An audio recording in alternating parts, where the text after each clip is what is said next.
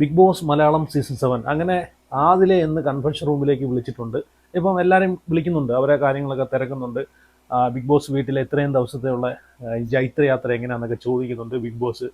അതുപോലെ ഇവിടെ എന്തെങ്കിലും മാനസികമായിട്ടുള്ള ബുദ്ധിമുട്ടുണ്ടോ, പ്രശ്നങ്ങളുണ്ടോ എന്നൊക്കെ ചോദിക്കുന്നുണ്ട്. അപ്പോൾ ആദിലെ എന്ന് വിളിച്ചു. അപ്പം ഞാൻ കരുതിയത് ഇപ്പോൾ എല്ലാം ഓരോരുത്തരും വിളിക്കുന്നുണ്ടല്ലോ. ഇപ്പം അനുവിനെ വിളിച്ചു, അതുപോലെ അനീഷിനെ ഇന്ന് വിളിച്ചിട്ടുണ്ട്, അതുപോലെ ഈ പറഞ്ഞിട്ടുള്ള അക്ബറിനെ ഇന്ന് വിളിച്ചിട്ടുണ്ട്. അങ്ങനെ ഓരോ ആൾക്കാരെയും വിളിച്ച് വിളിച്ച് വരുവാണ്. അപ്പം ഞാൻ വിചാരിച്ചു ആദിലെയും നൂറെ ഇനി വിളിക്കത്തില്ലായിരിക്കുന്നു. അപ്പോൾ ആദിലെ ഇന്ന് കൺഫെഷൻ റൂമിൽ വിളിച്ചു. കാരണം ആദിലെ നൂറെ ഒരുമിച്ച് ഒരു വട്ടം വിളിച്ചാണ് കൺഫെഷൻ റൂമിൽ, അല്ലേ? അപ്പോൾ അത് എന്താ സംഭവം എന്ന് ജനങ്ങൾക്ക് അറിയത്തില്ല അവിടെ നടന്നിട്ടുള്ളത്. അപ്പം ഇത് ഇവർ ഔട്ടായി വരുന്ന സമയത്ത് ഉറപ്പായിട്ട് ഇത് എന്തായാലും മീഡിയക്കാർ ചോദിക്കും, കൺഫെഷൻ റൂമിൽ എന്താണ് നിങ്ങൾ സംസാരിച്ചതെന്ന്. പക്ഷേ ഇത് തന്ത്രപൂർവ്വം ചോദിക്കുവാണെങ്കിൽ അവരത് പറയും. കാരണം കൺവെൻഷൻ റൂമിൽ നടന്നിട്ടുള്ള കാര്യങ്ങൾ വെളിയിൽ കാണിച്ചിട്ടുണ്ടോ ഇല്ലയോ എന്ന് അവർക്ക് അറിയത്തില്ലല്ലോ. അപ്പം വെളിയിൽ കാണിച്ചിട്ടില്ല. കൺവെൻഷൻ റൂമിൽ നിങ്ങൾ പോയിട്ടുള്ളതും സംസാരിച്ചിട്ടുള്ളതും വെളിയിൽ കാണിച്ചിട്ടില്ല, അത് ഭയങ്കര ചർച്ചയായി എന്നൊക്കെ പറഞ്ഞ് അങ്ങോട്ടും ഇടിച്ചു കയറി പറയാൻ നിന്ന് കഴിഞ്ഞാൽ അവരത് പറയത്തില്ല. അല്ലാതെ നൈസായിട്ടൊന്ന് ചോദിച്ചു കഴിഞ്ഞാൽ അവരത് പറയാനുള്ള ചാൻസ് കാണുന്നുണ്ട്. കാരണം കൺവെൻഷൻ റൂമിൽ നിങ്ങൾ സംസാരിച്ചതിനെ പറ്റി നിങ്ങൾക്ക് എന്തെങ്കിലും ഒന്ന് പറയാനുണ്ടോ എന്ന് പറയുമ്പോഴത്തേക്ക് അവർ പറയും നമ്മൾ ഇതുപോലെയൊക്കെയാണ് സംസാരിച്ചത് എന്നൊക്കെ പറയാം. അല്ലാതെ അവർ പറയത്തില്ല. അവർ പറയും അത് ബിഗ് ബോസ് ഒരു റൂൾസിൻ്റെ ഒക്കെ എതിരാണ്, അവിടെ നടന്നിട്ടുള്ള കാര്യം പുറത്ത് പറയാൻ പാടില്ല എന്നൊക്കെ പറഞ്ഞ് ഒഴിയാൻ ചാൻസ് ഉണ്ട്. അപ്പം എന്തായാലും എനിക്ക് അറിയണമെന്ന് ആഗ്രഹമുണ്ട് അതിൻ്റെ അകത്ത് എന്താണ് സംഭവിച്ചത്. മിക്കവാറും ലാലേട്ടൻ വരുന്ന വീക്കെൻഡ് എപ്പിസോഡിൽ അതൊന്ന് കാണിച്ചാൽ കൊള്ളാമെന്നുണ്ടായിരുന്നു. കാരണം ഇത് ഒരുപാട് ആൾക്കാർ വീഡിയോയിൽ പറഞ്ഞിട്ടുള്ള കാര്യമാണ്. കൺഫെഷൻ റൂമിൽ നടന്നിട്ടുള്ള കാര്യങ്ങളൊന്നും കാണിച്ചില്ല. കാരണം ഒരുപാട് നേരം ഇവിടെ അതിൻ്റെ അകത്ത് ഉണ്ടായിരുന്നു. 2 മണിക്കൂർ അടുപ്പിച്ചുണ്ടായിരുന്നു. അപ്പോൾ ഇന്ന് ആദിലെ വിളിപ്പിച്ചിട്ട് ബിഗ് ബോസ് പറയുന്നുണ്ട്, ഇവിടുത്തെ ഇതൊക്കെ എങ്ങനെ ഉണ്ടായിരുന്നു, ഇതിനെ പറ്റിയിട്ടൊക്കെ നിങ്ങൾ അഭിപ്രായങ്ങളൊക്കെ പറയുക, അതുപോലെ ഇവിടെ ഉള്ള എന്തെങ്കിലും മാനസിക സംഘർഷമോ എന്തെങ്കിലും ബുദ്ധിമുട്ടോ നിങ്ങൾക്കുണ്ടോ അതിനെ പറ്റിയിട്ടൊന്ന് പറയാമെന്ന് പറയുന്നുണ്ട്. അപ്പോൾ ആദ്യം തന്നെ പറയുന്നുണ്ട്, ഇവിടെ വരുമ്പോഴത്തേക്ക് നമ്മൾ ഒരു പ്ലെയർ ആയിട്ടാണ് വന്നത്, പിന്നെ 2 പ്ലെയർ ആയെന്ന് പറയുന്നുണ്ട്. എന്നിട്ടും നമുക്ക് ഇത്രയും സപ്പോർട്ട് കിട്ടി, ഒരു കൂട്ടം ജനങ്ങൾ നമ്മളെ സപ്പോർട്ട് ചെയ്യാൻ ഉണ്ട് വെളിയിലെന്ന് അവർ പറയുന്നുണ്ട്. 2 പേര് ആയിട്ട് തന്നെ, ഇവിടെ ഒരാളായിട്ട് വന്ന് 2 പേരായിട്ട് തന്നെ 2 പേർക്കും സപ്പോർട്ട് കിട്ടുന്നുണ്ടല്ലോ, നമ്മളാരും ഔട്ടായില്ലോ എന്നുള്ള രീതിയിലൊക്കെയാണ് സംസാരിക്കുന്നത്. അപ്പം ഒരു കൂട്ടം സപ്പോർട്ട് എന്ന് പറഞ്ഞു കഴിഞ്ഞാൽ ഒന്ന് അനുവിനെ ഇഷ്ടപ്പെടുന്ന ആൾക്കാർ തന്നെയാണ് ഇവർക്ക് 2 പേർക്കും വോട്ട് കൊടുത്തിട്ടുള്ളത്, അല്ലെന്ന് പറയാനേ പറ്റത്തില്ല. അനുവിൻ്റെ കൂടെ നടന്നുകൊണ്ട് മാത്രമാണ് ഇവർ 2-ൽ ഒരാൾ ഇപ്പം അവിടെ നിൽക്കുന്ന, 2 പേര് നിൽക്കുന്ന തന്നെ. അല്ലെങ്കിൽ മുമ്പേ ഒരാൾ ഔട്ടായി പോയേനെ. നൂറയൊക്കെ എന്ന് വെച്ച് കഴിഞ്ഞാൽ തുടക്കേ പോകേണ്ട ആളായിരുന്നു. കാരണം ഇവരെ ഒരു ഗെയിം എന്ന് വെച്ച് കഴിഞ്ഞാൽ, കാരണം ഇത് ഇത്രയും എപ്പിസോഡുകളും ഇത്രയും ലൈവുകളും, എപ്പിസോഡ് പോട്ട് ലൈവ് കറക്റ്റായിട്ട് കണ്ടിട്ടുള്ള ആൾക്കാർക്ക് പറയാൻ പറ്റും ഇവരെ എന്താണ് അവിടെ ഗെയിം കളിച്ചിട്ടുള്ളതെന്ന്.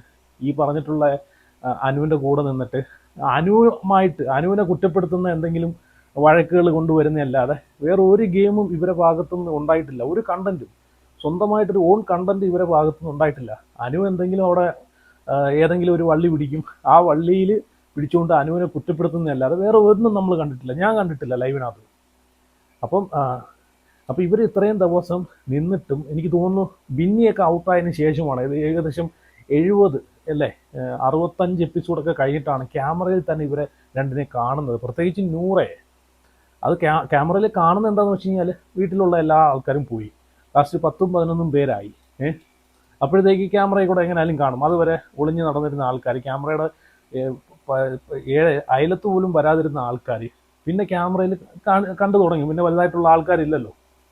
അപ്പം അങ്ങനെയാണ് ഇവരെ ക്യാമറയ്ക്ക് കാണാൻ തന്നെ കിട്ടുന്നത്, അല്ലേ? അതുവരെ ഇവർ 2 എവിടേക്കോ പോയിരുന്ന കാര്യമൊക്കെ പറഞ്ഞുകൊണ്ട് സൂചിച്ച് അവിടെ കിടക്കുമായിരുന്നു. ഞാൻ കണ്ടിട്ടില്ല ലൈവിനകത്ത്. ഒന്നാമത്തെ കാര്യം അത്. രണ്ടാമത്തെ കാര്യം എന്ന് വെച്ചാൽ ഈ അനുമോളെ സപ്പോർട്ടാണ്. ഇവിടെ ഈ ആദില പറയുന്നുണ്ട്, ഒരു കൂട്ടം ജനങ്ങൾ നമ്മളെ സപ്പോർട്ട് ചെയ്തുകൊണ്ടാണ് ഇവിടെ നിൽക്കുന്നത്. അത് 100% ഉറപ്പിച്ച് പറയാം. അത് അനുവിനെ ഇഷ്ടപ്പെടുന്ന ആൾക്കാർ തന്നെയാണ് ആദിലെ നൂറേയും സപ്പോർട്ട് ചെയ്ത് ഇത്രയും ദിവസം നിലനിർത്തിയിരുന്നത്. അത് വേറൊരു കാര്യം. കാരണം എവിക്ഷന് വരുന്ന സമയത്താണെങ്കിലും ഇവരെ അനുവിന് വോട്ട് ചെയ്യുന്ന ആൾക്കാർ സ്പ്ലിറ്റ് ചെയ്ത് അങ്ങോട്ടും ഇങ്ങോട്ടും വോട്ട് കൊടുക്കുന്നുണ്ടായിരുന്നു. അതുകൊണ്ട് മാത്രമാണ് ഇവർ നിലനിന്ന് പോയിട്ടുള്ളത്. അല്ലെങ്കിൽ ഉറപ്പായിട്ട് ഇവർ നിലനിൽക്കത്തില്ല. ഇവരെ കാലമൊക്കെ എത്രയോ അവിടെ ഗെയിം കളിക്കുന്ന ആൾക്കാർ പുറത്തു വന്നിട്ടുണ്ട്, അല്ലേ? അപ്പം നൈസായിട്ടൊരു ട്രാക്ക് പിടിച്ച് മാത്രമാണ് ഇവർ പോയിട്ടുള്ളത്. അപ്പം ഇതൊക്കെ കഴിഞ്ഞിട്ട് എന്തെങ്കിലും മാനസികമായിട്ടുള്ള ബുദ്ധിമുട്ടോ കാര്യങ്ങളോ ഉണ്ടോ എന്ന് ചോദിക്കുന്ന സമയത്ത് അതിൽ അനുവിൻ്റെ കാര്യമാണ് അവിടെ എടുത്തിരുന്നത്. അപ്പോൾ അനു പറയുന്നത് എന്താണെന്ന് വെച്ച് കഴിഞ്ഞാൽ, അല്ലെ ഈ ആദില പറയുന്നത് എന്താണെന്ന് വെച്ച് കഴിഞ്ഞാൽ, അനു പറയുന്നത് അനുവിൻ്റെ ഫ്രെയിമും ഇതൊക്കെ കണ്ടിട്ടാണ് ഞങ്ങൾ അനുവിൻ്റെ കൂടെ കൂടിയത്. ഈ പറഞ്ഞിട്ടുള്ള അനുവിൻ്റെ ഈ പുറത്തെ ഈ പറഞ്ഞിട്ടുള്ള സെലിബ്രിറ്റി സ്റ്റാറ്റസും ഒരു കൂട്ടം ഫാൻസുകാർ അനുവിനുള്ളതുകൊണ്ട് മാത്രമാണ് ഞങ്ങൾ അനുവിനെ ഒട്ടിപ്പിടിച്ച് നടന്നതെന്നൊക്കെ പറഞ്ഞത് എനിക്ക് ഇഷ്ടപ്പെട്ടില്ല. അങ്ങനെ ഒരിക്കലും നമ്മൾ അങ്ങനെ ഉദ്ദേശിച്ചല്ല അനുവിൻ്റെ കൂടെ നിന്നതും. അപ്പം അങ്ങനെയൊക്കെ പറഞ്ഞുകൊണ്ട് എനിക്ക് അവരെ മുഖത്ത് തന്നെ നോക്കാൻ ഒരു മടിയാണ്, ഇപ്പം ഒരു വെറുപ്പാന്നൊക്കെ ഉള്ള രീതിയിലാണ് പറയുന്നത്. അപ്പം ഇവിടെ അനു അങ്ങനെ ഒരു കാര്യം എവിടെയും പറഞ്ഞിട്ടില്ല. എൻ്റെ ഫ്രെയിം കണ്ടിട്ടല്ലേ നിങ്ങൾ എൻ്റെ കൂടെ കൂടിയെന്ന് ഒരിടത്തും അനു പറഞ്ഞിട്ടില്ല. ഞാൻ കണ്ടിട്ടില്ല ലൈവിനകത്ത് അങ്ങനെ പറയുന്നത്. പിന്നെ ഈ ഫ്രെയിം കണ്ടിട്ടാണോ കൂടെ കൂടിയെന്ന് ജനങ്ങൾക്കറിയാം, അല്ലേ? ഇത് ലൈവ് കണ്ടിട്ടുള്ള ആൾക്കാർക്ക് അറിയാം. കാരണം ഇതേ ഒരു പ്രശ്നം ഷാനവാസിൻ്റെ കേസിലും വന്നപ്പോഴത്തേക്ക് നമ്മൾ കണ്ടതാണ്. ഇവരെ ഡബിൾ സ്റ്റാൻഡ് കണ്ടതാണ്. വേദലക്ഷ്മി ഇരുന്ന് ഷാനവാസുമായിട്ട് ഉടക്കി കഴിഞ്ഞതിന് ശേഷം വേദലക്ഷ്മി അന്ന് ആദിലെടുത്ത് കുറച്ച് കാര്യങ്ങളൊക്കെ സംസാരിക്കുന്നുണ്ട്. ഷാനവാസുമായിട്ട് പിണങ്ങിയിരിക്കുന്നത് ശരിയല്ല, ഷാനവാസിൻ്റെ ഫാൻസുകാരെ വെറുപ്പിക്കുന്നത് ശരിയല്ല, ഷാനവാസിന് അത്യാവശ്യം ഫാൻ ബേസും കാര്യങ്ങളൊക്കെ ഉള്ളതാണ് എന്ന് പറഞ്ഞു കൊടുത്തതിൻ്റെ അന്ന് തന്നെ പിറ്റേന്ന് തന്നെ രാവിലെ ഷാനവാസിൻ്റെ അടുത്ത് പോയി മിണ്ടുന്ന, ഷാനവാസുമായിട്ടുള്ള എല്ലാ ബന്ധവും സ്റ്റോപ്പ് ചെയ്തു എന്ന് പറഞ്ഞിട്ട് പിറ്റേന്ന് എൻ്റെ ഇക്ക അല്ലേ എന്ന് പറഞ്ഞിട്ട് വിളിച്ചുകൊണ്ട് പോകുന്ന ആദിലയാണ് നമ്മൾ കണ്ടത്. ഡബിൾ സ്റ്റാൻഡ് അവിടെ നമ്മൾ കണ്ടതാണ്, ആദിലയുടെ ഡബിൾ സ്റ്റാൻഡ്. അപ്പോൾ അതിലൂടെ തന്നെ മനസ്സിലാക്കാം ആദിലയും ഈ നൂറെന്ന് പറഞ്ഞാൽ രണ്ടുപേരും ഫേക്കാണ്. ഓഡിയൻസിൻ്റെ സപ്പോർട്ട് കൂടുതലുള്ള ആൾക്കാരെ കൂടെ നിന്നിട്ട് കളിക്കുന്നൊരു പ്രവണതയാണ് നമ്മൾ കണ്ടത്. എന്നിട്ട് കൺഫെഷൻ റൂമിൽ പറയുന്നത് എന്താണെന്ന് വെച്ച് കഴിഞ്ഞാൽ, എൻ്റെ ഒരു ചേച്ചിയെ പോലെയാണ് കണ്ടത്, അപ്പം അവർ നമ്മളെ ആ ഒരു കണ്ണിലൂടെ അല്ല കണ്ടെന്നൊക്കെ പറയുന്നുണ്ട്. അപ്പം ഇവിടെ ഒരു ജെന്യുവനായിട്ടുള്ള റിലേഷൻ അല്ല ഈ അനു ഇവർക്ക് കൊടുത്തതെന്നാണ് പറയുന്നത്. പക്ഷേ ലൈവ് കണ്ടിട്ടുള്ള ആൾക്കാർക്ക് അറിയാം ഇവിടെ ആരാണ് ജെന്യുവനായിട്ടുള്ള റിലേഷൻ തിരിച്ചു കൊടുത്തിട്ടുള്ളതെന്ന്. അങ്ങോട്ടും ഇങ്ങോട്ടും ആർക്കാണ് ജെന്യുവനായിട്ടുള്ളൊരു റിലേഷൻ ഉണ്ടായിരുന്നതെന്ന് ജനങ്ങൾക്കറിയാം. കാരണം അനുവിൻ്റെ കൂടെ നിന്നിട്ട് ഒറ്റ സുഹൃത്താന്ന് പറഞ്ഞ് കൂടെ നിന്നിട്ട് തക്കം കിട്ടുന്ന സമയത്തെല്ലാം ഈ നൂറയും ആദിലയും അനുവിനിട്ട് പണി കൊടുക്കുന്നത് നമ്മൾ കണ്ടതാണ്, അല്ലേ? നേരെ മറിച്ച് അനുവാണെങ്കിൽ ഏതെങ്കിലും ഇങ്ങനെ ഒരു സമയത്ത് ഇവരെ ഇപ്പം തെറ്റ് പറ്റുന്ന ഒരു സമയത്ത് അവരെ കൂടെ നിൽക്കുന്നതല്ലാതെ അവർക്കെതിരെ സംസാരിക്കുന്ന ഒരിടത്തും നമ്മൾ കണ്ടിട്ടില്ല. അവിടെ എവിടെയും പോയിരുന്നിട്ട് മാറിയിരുന്നിട്ട് അത്രയും മോശമായിട്ടുള്ള വാക്കുകൾ ഈ അവസാനത്തെ ഈ വഴക്ക് കഴിഞ്ഞതിന് ശേഷം തന്നെ നമ്മൾ കണ്ടതാണ്. ആദിലയുടെയൊക്കെ വായിന്ന് എന്തൊക്കെയാണ് വരുന്നത്. അവിടെ എവിടെയും മാറിപ്പോയിരുന്നിട്ട് കുലസ്ത്രീ, ആർട്ടിഫിഷ്യൽ സ്ത്രീ, തൻ്റെടി, അമ്മച്ചി കളി, എന്തൊക്കെയാണ് പറയുന്ന ഈ വായിന്ന് വരുന്നത്, അല്ലേ? അപ്പോൾ ഇതുപോലെയൊന്നും അനുവിൻ്റെ ഭാഗത്തു നിന്നും ഞാൻ കണ്ടിട്ടില്ല. അതാണ് അവരുടെ ഒരു ക്വാളിറ്റി, അനുവിൻ്റെ ഒരു ക്വാളിറ്റി. കാരണം നമ്മൾ സുഹൃത്തുക്കളാന്ന് പറഞ്ഞിരിക്കുന്ന ആൾക്കാർ ഏതെങ്കിലും ഒരു സമയത്ത് പിണങ്ങുന്ന സമയത്ത് അവിടെ എവിടെയും പോയിരുന്നിട്ട് അവരെ പറ്റിയിട്ട് മോശമായിട്ട് പറയുക, കുറ്റപ്പെടുത്തി സംസാരിക്കുകയോ. ഈ ആദിലും നൂറയും എന്തൊക്കെയാണ് പറഞ്ഞിട്ടുള്ളത്.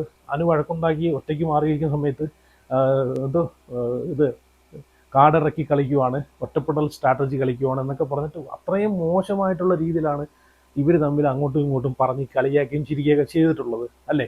അപ്പം 100% ഉറപ്പ് തന്നെയാണ് ഈ അനുവിൻ്റെ ഫ്രെയിം കണ്ടിട്ടാണ് ഇവർ അനുവിൻ്റെ കൂടെ കൂടിയത്. ഇവർ നല്ല സുഹൃത്തുക്കളാണ്.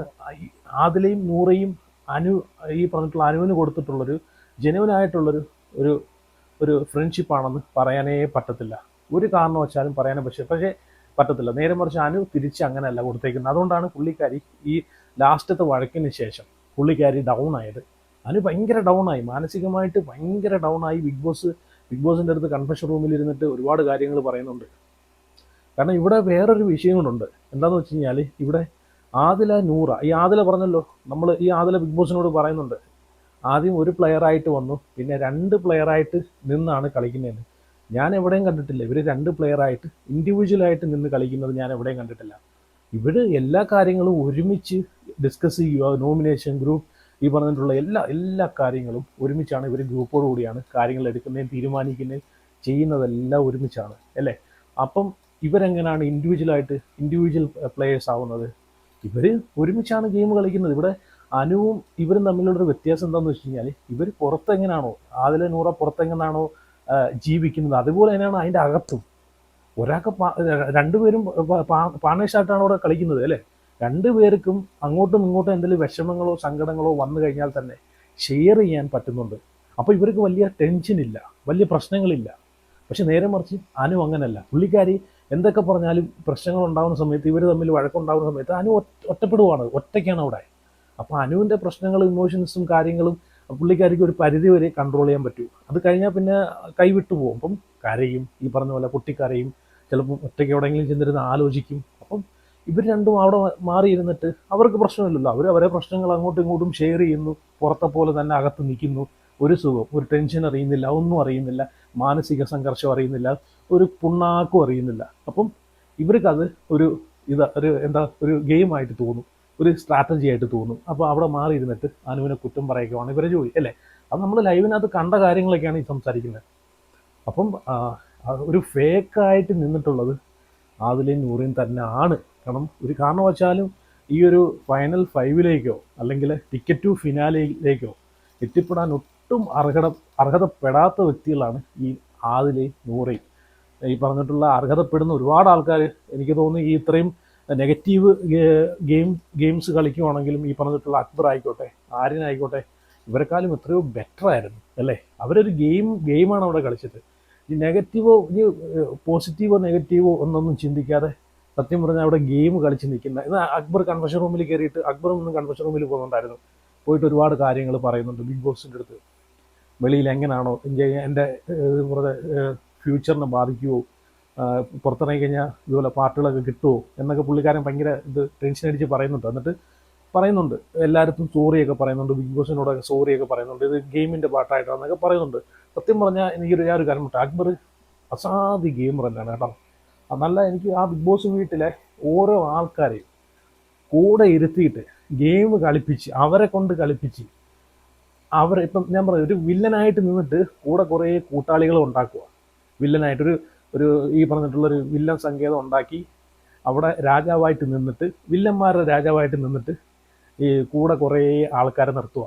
എന്നിട്ട് ഈ പറഞ്ഞിട്ടുള്ള എതിരാളികൾക്കെതിരെ ശക്തമായിട്ട് ഓരോ ആൾക്കാരങ്ങോട്ട് പറഞ്ഞു വിട്ട് അടിപ്പിക്കുന്ന ഒരു രീതി ഉണ്ടല്ലോ, അതാണ് ഈ അക്ബറിൻ്റെ ഒരു ഗെയിം പ്ലാൻ.